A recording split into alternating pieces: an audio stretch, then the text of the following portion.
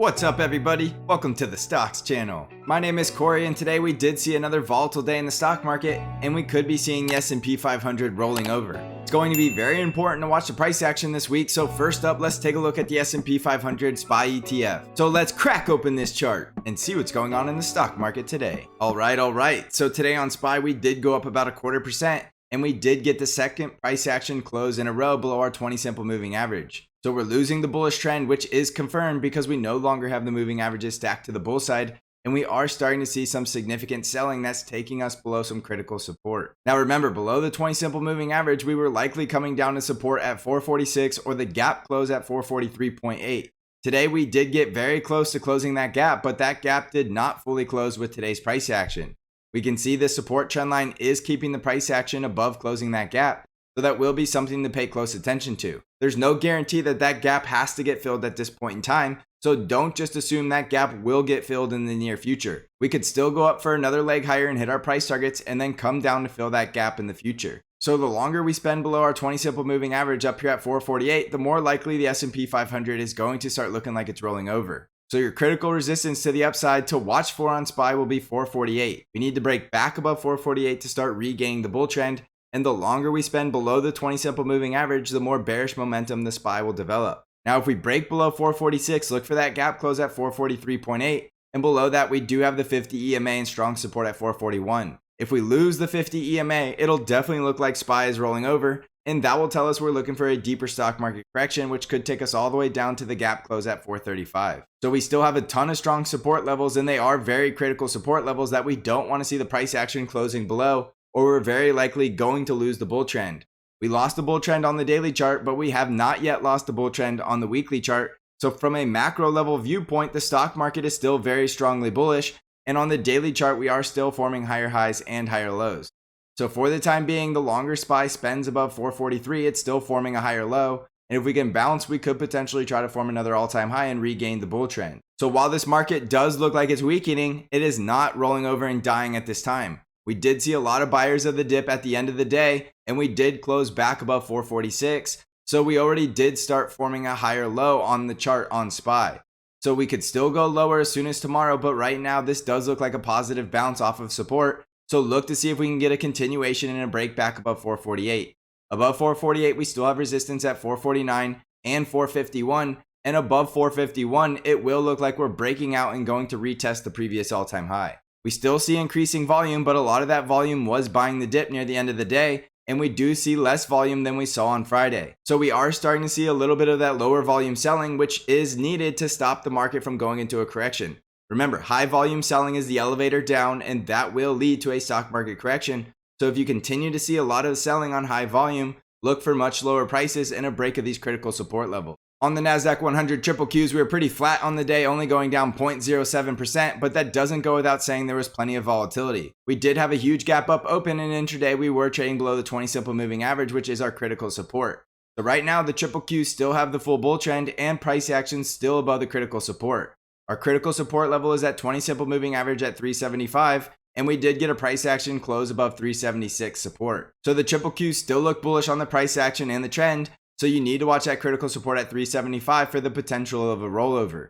If we close below 375, you want to watch for support at 370 and the gap close at 368. And our 50 EMA is also right around that gap close area at 368, so that will be a strong support level. We see increasing volume on the triple Qs, but again, a lot of that volume was buying the dip. So it's not like it's all selling volume, and a lot of the selling volume was in the early morning. So if you continue to see selling on increasing volume, watch for these critical support levels below. But right now, we're still holding up above critical support at 375, and we could see a bounce off of this level. Look for the breakout of resistance at 380 and the all-time high at 382, and above that, we could start running to our next price target at 388.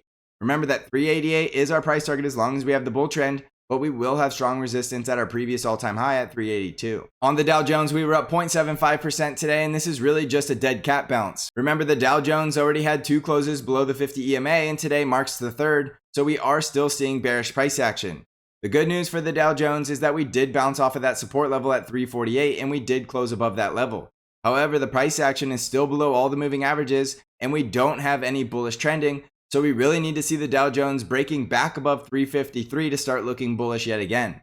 We will have resistance at the 50 EMA at 350, and we will have resistance at 351 and 353. So watch those strong resistance levels, and if the price action continues to get rejected at resistance, you do want to look for lower prices, because right now we do see the Dow Jones forming a lower high and a lower low. So as long as we see this lower high and lower low situation, we need to have a bias to the downside in the Dow Jones, so look for a break of support below 348.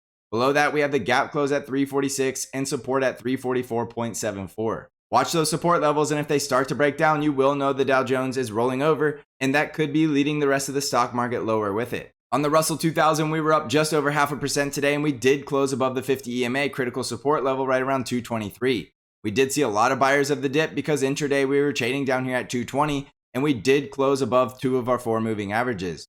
So overall, the Russell 2000 is still stuck in this range-bound trading from support and resistance with no trend for the bears or the bulls. We see increasing volume on a day the Russell 2000 went higher, and we are still closing above critical support, which is right here at 222. So above 222, look for the Russell 2000 to find resistance around 224 and 227, and below 222, look for the Russell to come down to support at 219 or the gap close at 216. On the Arkk ETF, we were down 1.9% today, and we did see Arkk closing below critical support and closing the gap below at 116. So the gap is now closed, and we did see support at that level because we did see Arkk bouncing off of the gap close and closing $2 higher. However, below 120, Arkk is starting to look more bearish because the price action is below all the moving averages, and we could be developing some bearish trending.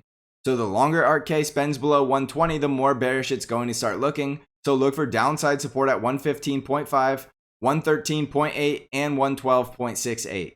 Those strong support levels need to hold up, or Arkk will look like it's rolling over with a double top look. If we close below the neckline, this is a confirmed double top, and we could see Arkk going much lower. So if we do break below 114, we could come all the way back to about 106. So watch these critical levels, because if we break below them, you will know that Arkk is going much lower. We're going down on increasing volume, so continue to watch the volume on red days as well. On the VIX, you can see just how volatile today was, because you saw the VIX at one point trading at 21, even though we did close below 20 at 19.36. We saw the VIX getting somewhat crushed, even though it was elevated for most of the day. Remember, to see a stock market correction, we need to see the VIX breaking out above 21 and closing above 23. Right now, the VIX is still telling us this is just a pullback before we continue to go higher. However, that will change if we see the VIX breaking out and closing above 23. So watch for the price action to the upside to see the stock market correction, and to the downside, if we see the VIX closing below 18.2, we could see the VIX heading back down to our support trend line at 16, and that could send us to brand new all-time highs. So the VIX is very important to watch here, and we are developing some bullish trending, and we already know we are forming higher lows. So if we get that confirmation breakout, look out below to the downside, and we will see a full-blown correction. On Bitcoin, we're currently down about 2.5%, and we do have the price action below the 50 EMA and critical support level at 45,000. It's way too close to say this is rolling over for sure, because we are hanging around this support level. The longer Bitcoin holds above support, the more bullish it will look, and we did lose the bull trend, so holding above support is the most important thing for the bulls to maintain. If we lose 45,000, we still have support at 43,000, but if we break below 40,500, we will need to hold above 37,000 to stop Bitcoin from coming all the way back down to that $30,000 support level. So there's a lot of critical support in this range, but below the 50 EMA, Bitcoin will start to develop some bearish trending, and that could send Bitcoin much lower.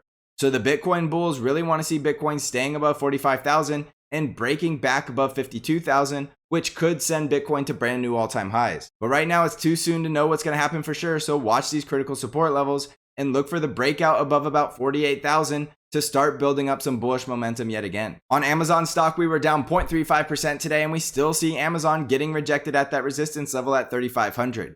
There's a little bit of gap to fill at 3,580, but we need to see Amazon breaking above 3,500 and 3,552 to close that gap. Remember, Amazon did go too far too fast, and it could be due for a pullback, so look for potential support off the 50 EMA at 3,400 or our 20 simple moving average at 3,370. Below that, we could come all the way back to 3,311 before we get another leg higher to close that gap. So for the time being, be patient on Amazon, because it could be pulling back before we go up to close that gap, so you don't want to just assume that gap has to fill. Look for support and look for the confirmation breakout above 3,500 to fill that gap at 3,580. On Tesla stock, we had a wild trip today with Tesla closing up 0.91% higher, but at one point Tesla was trading below the support level at 714, all the way down here around 709. So it was a wild swing day for Tesla, but overall the bulls won the day and they did close above 732 support. We still have the full bull trend and we still have bullish price action above support. So I'm still looking to see if Tesla can make another attempt to break out above 765 and start running to our next price target at 800. We see a lot of volume on Tesla and the bulls are winning, so this still is bullish price action, and that goes hand in hand with the full bull trend. So watch support at 713 and 714.5, and as long as price action is staying above the 20 simple moving average, you want to remain bullish on Tesla. We need to break and close below about 692 to start seeing the floor fall out, and right now we're not even close to seeing that happen. So stay bullish on Tesla and look for the breakout above 765 to send us to our next price target. On Apple stock, we were up 0.39% today, and we do see that support trend line holding up, and we did get a bounce off that level today. However, we're still closing below the 20 simple moving average, which is now resistance right around 151, and we are starting to lose the bull trend. We need to see Apple closing back above 151 and attempting to break out of 157 to get to our next price target at 162. Remember, there's no guarantee we need to go to 162 because we did satisfy that price target at 157, and for all we know, that was the top and we're not going any higher. So watch the price action, because as long as we're staying below 151, there's no way we're going to see this go back into a bull market, and we're more than likely going to see Apple break down. So look for support at 149 and the 50 EMA at 147, and below that we do have support at 145. If we break below 145, it's very likely we're going down to close the gap at 137. On the financial sector, we were up 1.14% today on increasing volume, and we are bouncing off the 50 EMA, which is always bullish price action. If we can see the financial sector going back into a bull market, that would be bullish for the S&P 500. The industrial sector was up about 0.25% today, but we still have bearish price action and we're still developing bearish trending. This is bad news for the S&P 500 and the Dow Jones, and we need to see the industrials getting back over that 50 EMA to go back into a bull market. The healthcare sector was down 0.62% today and closed right on top of the 50 EMA. We're losing the bullish trend, but we're sitting right on top of support, and we are below the lower Bollinger Band. Look for a strong bounce off of this level for an attempt to go back into a bull market. The energy sector was up 2.87% today and did find resistance at the 50 EMA. If the energy sector can get back over the 50 EMA, it could regain the bull trend, and we could see energy sector going back into a bull market yet again. So jumping back over to the S&P 500, this is definitely very critical timing in the market, and we're sitting just below a critical support level, so we could be seeing the market rolling over. It's way too soon to know for sure, and we are still seeing the support levels below the 20 simple moving average holding up. So right now, as far as we know, we're still forming a higher low in this bull market, and we could still bounce and attempt to make another all-time high. If we break below the critical support, look out below for 441, and below that, we are very likely seeing the stock market roll over. But right now, it's too soon to say the market's rolling over, and all we currently see in SPY is a higher low situation. So play it day by day and protect yourself to the downside, because there's no doubt the market is weakening, but there's no guarantee that it is going to roll over and die. Remember, this is one of the most bearish months of the year, so expect plenty of volatility. And also remember, this week is quad witching, so there's going to be plenty of sector rotation. Also, don't forget that I do have my own trade alert service called BANC Trade Alerts that does very well in all market conditions, but exceptionally well in volatile markets. I'm currently running a 50% off promotion code for your first month, so now could be the best time to try out BANC Trade Alerts. You can find out all of the details about BANC Trade Alerts and how to become a member in the links in the description below. I also have the Stocks Channel Discord where I do intraday updates and analysis to help you navigate this market and stay on the right side of the trade. If you're interested in joining the Stocks Channel Discord trading community, you can find out how to join by clicking on the link in the description. So thanks for watching, everybody. I hope you're crushing this market. And as always, I will see you in the next episode.